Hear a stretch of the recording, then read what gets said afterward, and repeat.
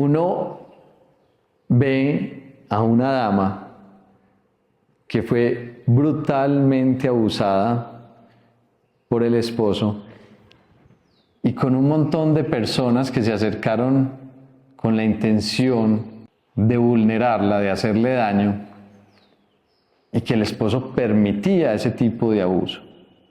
No hace mucho yo decía, ¿por qué hay algunas mujeres con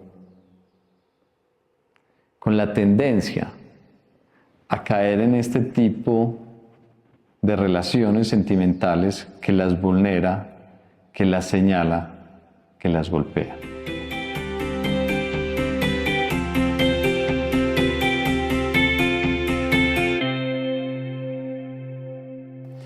Hola a todos, muy bienvenidos a este espacio y quiero comentarles, el video de hoy tiene unas preguntas que me han sensibilizado sobre el caso de Wade Wilson, el asesino de 2 mujeres en la Florida, que su propio padre adoptivo tuvo que entregarlo y de una forma muy fría.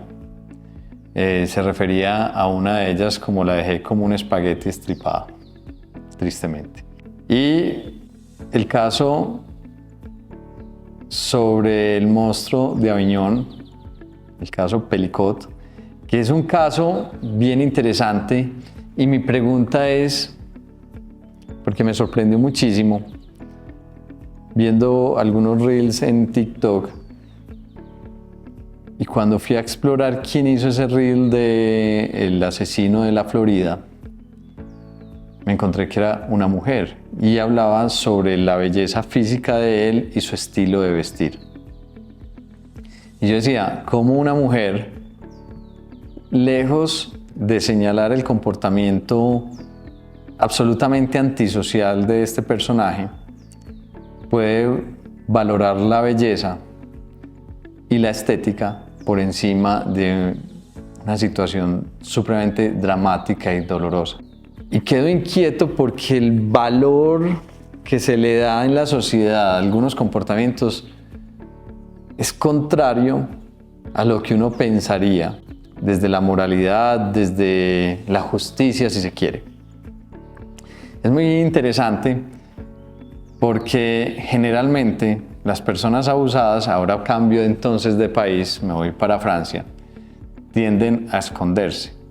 Y en el caso Pelicot, uno ve a una dama que fue brutalmente abusada por el esposo y con un montón de personas que se acercaron con la intención de vulnerarla, de hacerle daño, y que el esposo permitía ese tipo de abuso.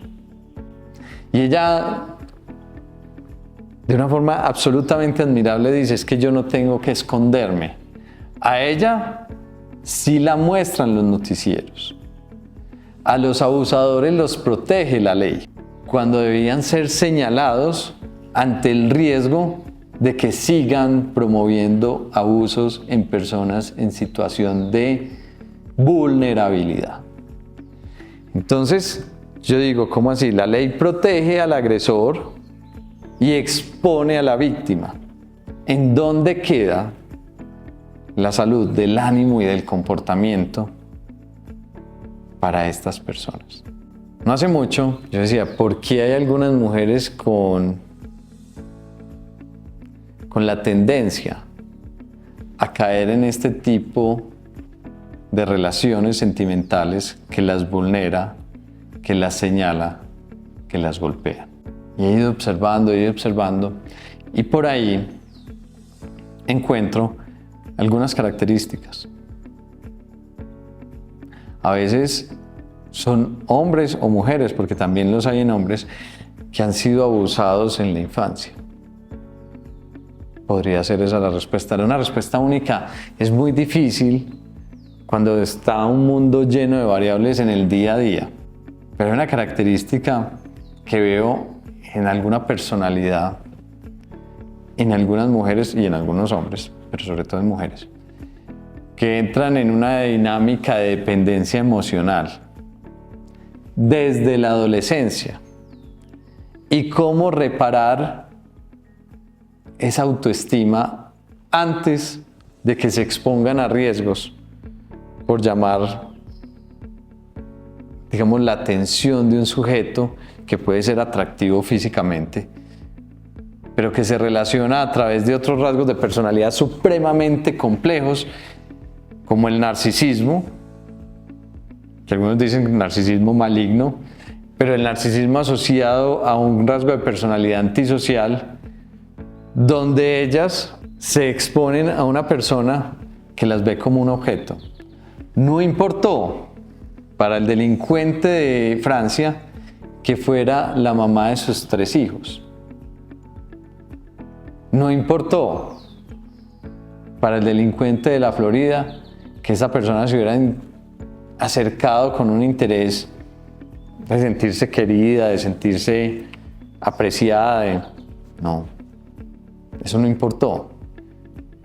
Para ellos, para los delincuentes, para los antisociales, para las personas con personalidad antisocial, para las personas con personalidad narcisista, si se quiere, para los histriónicos o para los límites muchas veces, incluso habría que explorar algunas otras personalidades, pero esas 4 personalidades sí que lo exponen a uno a hacer una cosa más para estos sujetos, como un espagueti estripado o como una persona que la tienen expuesta ahí, que la única advertencia que decía su esposo era caliente las manos para no despertar. Era un objeto. Y para los 50, 70, 80 personas que abusaron de ella, era un objeto. Cuando los antisociales se juntan, son altamente peligrosos.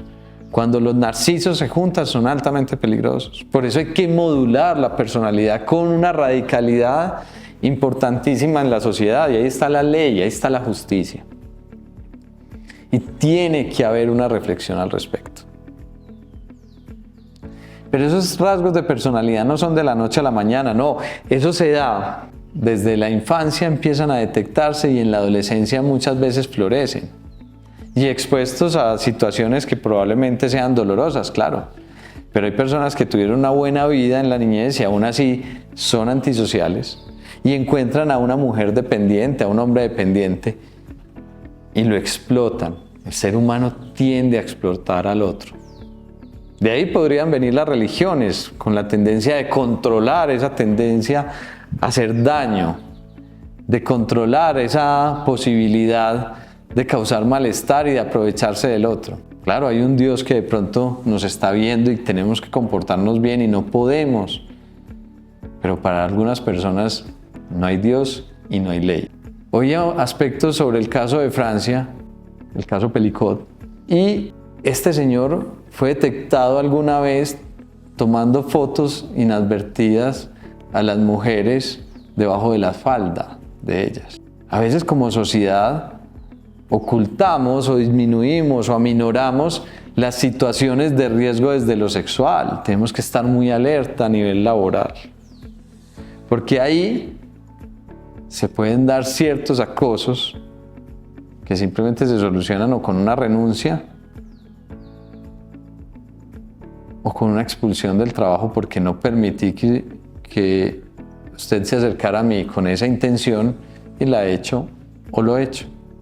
Entonces hay que estar alerta a esos casos sutiles en la adolescencia y en la infancia, donde se validan esos comportamientos, donde luego un familiar le toca las mamas a un adolescente y empiezan a haber aspectos de sumisión.